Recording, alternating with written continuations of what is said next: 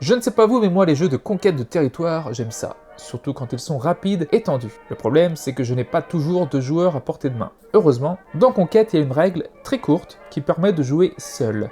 Et ce mode solo, nous avons voulu qu'il procure les mêmes sensations qu'en face d'un vrai joueur. Voyons voir comment cela fonctionne-t-il donc. Avant de commencer, il faut choisir un mode de difficulté. Débutant, intermédiaire ou confirmé. Selon le mode de difficulté choisi, le bot piochera plus ou moins de cartes en attaque ou en défense. Quant à nous, nous commençons par piocher 5 cartes. C'est toujours le bot qui commence. Il pioche l'Amérique centrale qu'il place devant lui. Nous piochons une carte et nous choisissons parmi les 3 actions possibles. Piocher 2 nouvelles cartes, poser une région devant nous ou attaquer une région adverse.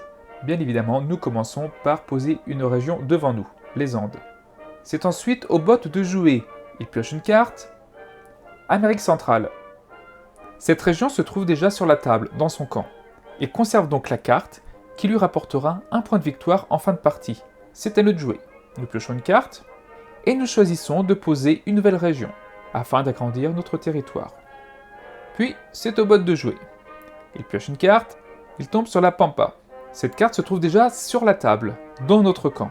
2 cas de figure.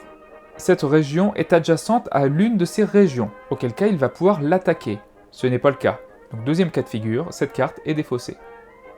C'est à nous de jouer, nous piochons une carte, et nous décidons d'agrandir encore notre territoire, Venezuela. Le bot pioche une carte, Venezuela.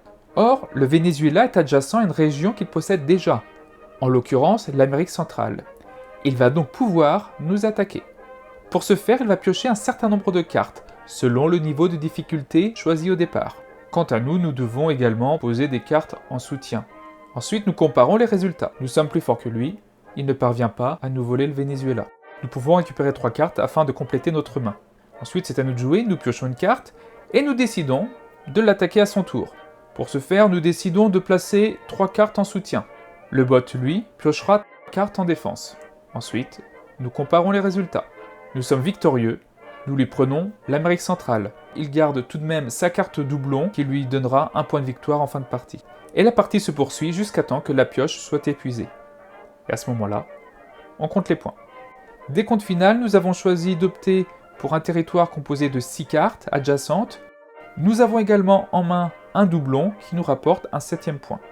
Le bot, quant à lui, possède 3 cartes qui lui valent chacun 2 points, ainsi que 2 cartes doublons, pour un résultat de 8. J'espère que mes explications étaient claires. Si vous avez des questions, n'hésitez pas et je vous dis quant à moi, à bientôt, salut!